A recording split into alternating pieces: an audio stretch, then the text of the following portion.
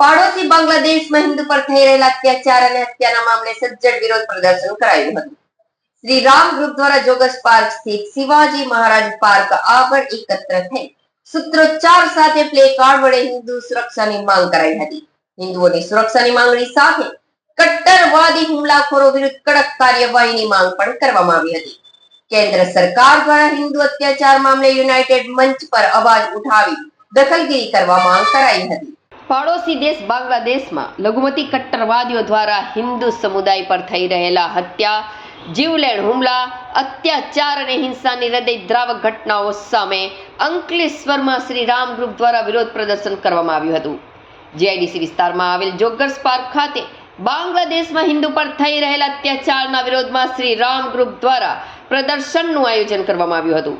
વિરોધ પ્રદર્શન દરમિયાન શ્રી રામ ગ્રુપના સભ્યો અને સ્થાનિક રહીશોએ બાંગ્લાદેશમાં હિન્દુની સુરક્ષા મુદ્દે ચિંતા વ્યક્ત કરી હતી।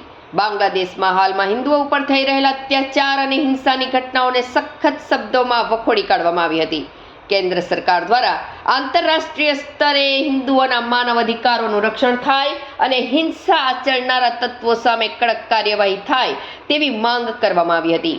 આ કાર્યક્રમમાં સામાજિક અગ્રણીઓ અને મોટી સંખ્યામાં યુવાનોએ જોડાઈને પીડિત હિન્દુ પરિવારો પ્રત્યે સંવેદના વ્યક્ત કરી હતી। આ ઉપરાંત ગત સાંજે પણ જીઆઈડીસી ખાતે 2 યુવકો દ્વારા પ્લે કાર્ડ સાથે જીઆઈડીસી સર્કલ ખાતે ઊભા રહી સેવ હિન્દુના પ્લે કાર્ડ વડે બાંગ્લાદેશમાં હિન્દુ પર થઈ રહેલા ક્રૂર અત્યાચારને રોકવાની માંગ કરી હતી। જય શ્રી રામ। બાંગ્લાદેશમાં જે હિન્દુઓ પર અત્યાચાર કરવામાં આવી રહ્યો છે, યુનિટ સરકાર દ્વારા તેનો રામ ગ્રુપ સખત શબ્દોમાં વિરોધ કરે છે ને બાંગ્લાદેશની અંદર જે પણ થઈ રહ્યું છે ખોટું થઈ રહ્યું છે, ધર્મની આડમાં નિર્દોષની જે બલિ લેવામાં આવી રહી છે ને આ દુનિયાના બની બેઠેલા જમાદારો જે આને આંખ બંધ કરીને ધૂતરાષ્ટ્રની જેમ જોઈ રહ્યા છે તેનો હિન્દુ સમાજ સખત શબ્દોમાં વિરોધ કરે છે।